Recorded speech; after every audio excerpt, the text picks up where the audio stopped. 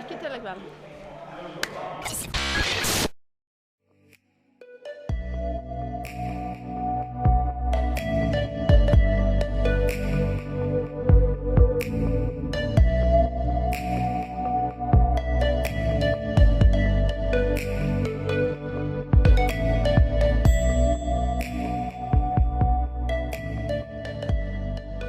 Stig.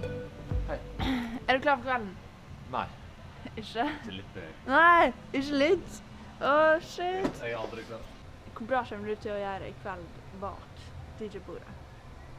Derfor så får jeg forventninger 8.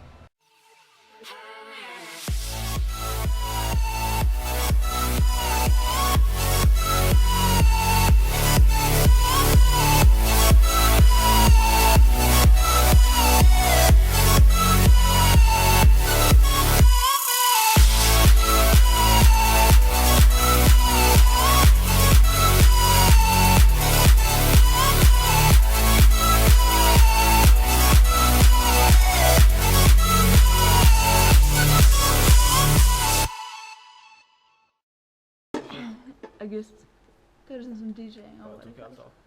Jævlig dårlig. Nei, serr. Nei, tulla. Slapp av, det var jævlig bra. Fantastisk. Hva sitter her? Ørjan. Hvor er det? Serr, Hey. What the fuck am I doing here, man? I don't know, man.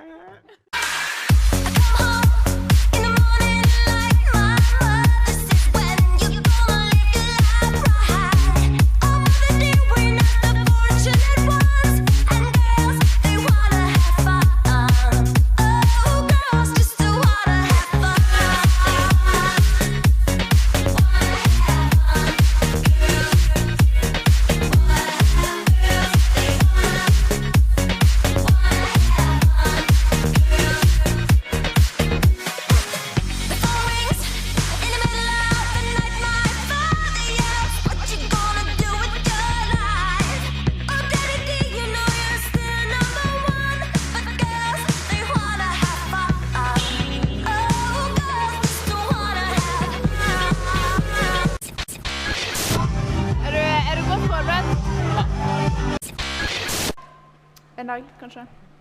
Har du virkelig lyst på det? Da kan du greie det. Ja, ok. Nice. Nydelig. Nydelig.